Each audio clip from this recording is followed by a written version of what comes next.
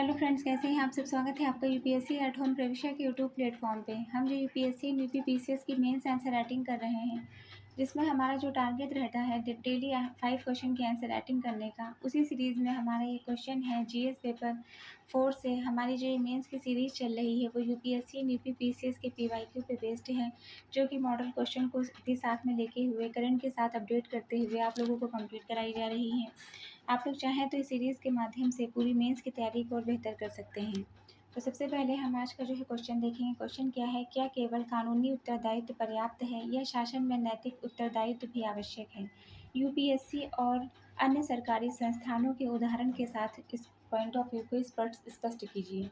Question क्या पूछा गया है कि क्या केवल जो है कानूनी उत्तरदायित्व पर्याप्त है या शासन में नैतिक उत्तरदायित्व भी आवश्यक है? यूपीएससी और अन्य सरकारी संस्थानों के उदाहरण के साथ इसको स्पष्ट करना है। सबसे पहले हम इसका इंट्रो देंगे।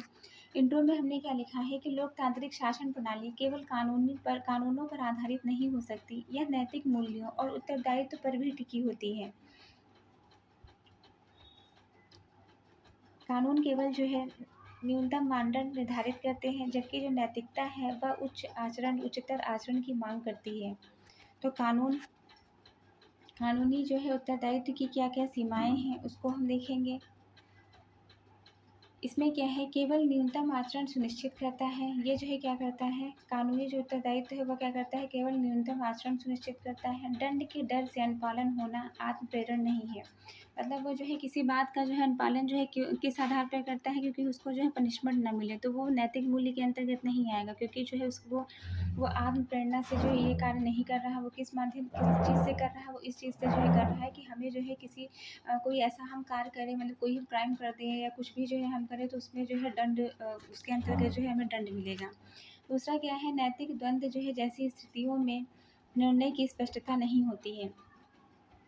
तो ये हमने जो है क्या देखा, ये हमने देखा कानूनी उत्तरदायित्व की सीमा।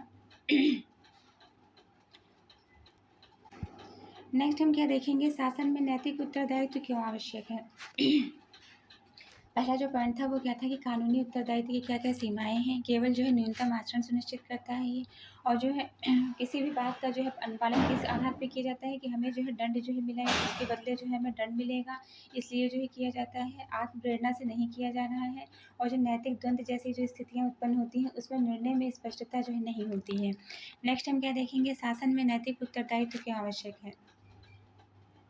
इसके अंतर्गत क्या है कि जन विश्वास निर्माण के लिए आवश्यक है। लोक विश्वास की स्थापना, जब प्रशासन नैतिक होता है तो जनता की भागीदारी और विश्वास बढ़ता है। दूसरा क्या है, विवेक आधारित निर्णय संभव होते हैं। इसके अंतर्गत जो है कठिन परिस्थितियों में भी निर्णय लेने की क्षमता बढ़ती है। इसमें नैतिक मूल्यों के आधार पर विवेकपूर्ण निर्णय लिए जा सकते हैं, जैसे कि कोविड लॉकडाउन में प्रशासनिक जो है करुणा। दूसरा क्या है, संकट काल में करुणा, सहानुभूति और नैतिक साहस से नीति का निर्माण करना। इसके अंतर्गत जो है क्या है कि संकट काल के जो है समय जो है सहानुभूति से और नैतिक साहस दिखाते हुए जो है जो नीतियाँ बनाई गई हैं उनका क्रियान्वयन करना।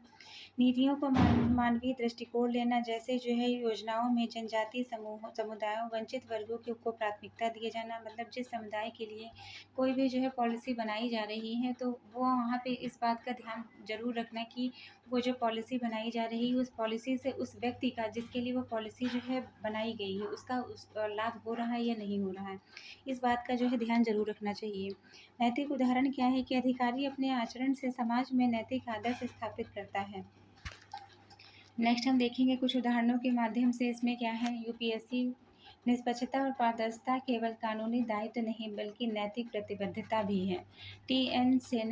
शेषन ने नैतिक साहस से चुनाव सुधार किए। कोविड-19 लॉकडाउन में कई डीएम ने जो है मानवीय दृष्टिकोण अपनाया, जो कानूनी नहीं नैतिक दायित्व था। तो ये हमारा जो है क्वेश्चन का जो है मेन बॉडी का पार्ट कंप्लीट होता है, और अब हम जो है इसका कंक्लूज़न देंगे। इसके लिए जो है लास्ट में जो हम बताते हैं कि नैतिक सिद्धांत का जो है मतलब क्या है। अरिस्टोटल जो है कहते हैं कि एक अच्छा नागरिक वही है जो आचरण में भी श्रेष्ठ हो। अतः निष्कर्षतः कहा जा सकता है कि कानून शासन का ढांचा है, लेकिन नैतिकता उसकी आत्मा। सुशासन के लिए दोनों का समन्वय आवश्यक है।